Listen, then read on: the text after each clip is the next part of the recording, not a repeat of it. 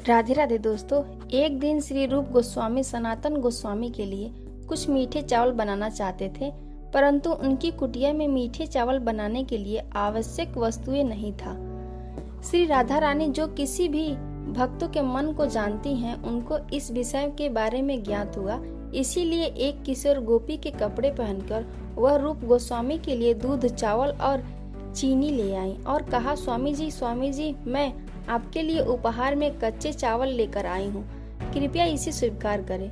उस किशोर के शब्द सुनकर श्री रूप गोस्वामी ने अपनी कुटिया का दरवाजा खोला और बाहर देखा। वहाँ उन्होंने एक सुंदर किशोर लड़की को कुछ सामान लेकर लिए खड़े देखा। रूप गोस्वामी ने कहा, तुम यहाँ क्यों आई हो? स्वामी जी, मैं सिर्फ आपके लिए ये कच्चे चावल लाई हूँ। तुमने मेरे लिए इतना कष्ट क्यों किया? बाबा, इसमें कष्ट क्या है? मैं यहाँ केवल एक संत को विनम्र सेवा प्रदान करने आई हूँ।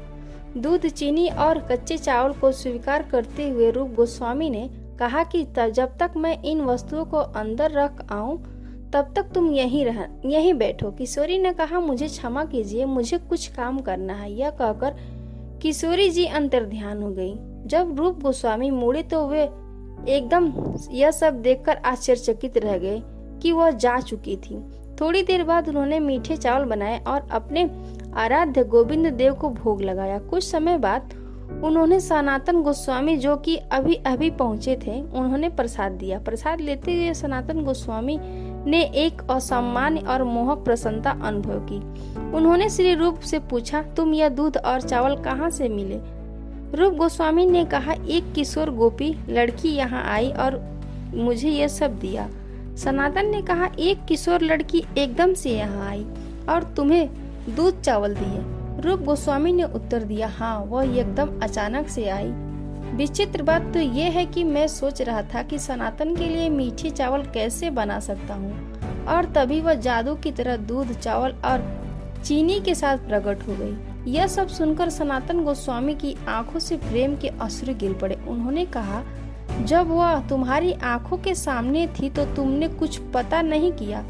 वे स्वयं श्री राधा ठाकुरानी थी जो दूध और चावल लेकर आई थी। उनकी सेवा लेकर हमने अच्छा नहीं किया। अब हम कभी भी अपने वांछित लक्ष्य को पूरा नहीं कर पाएंगे।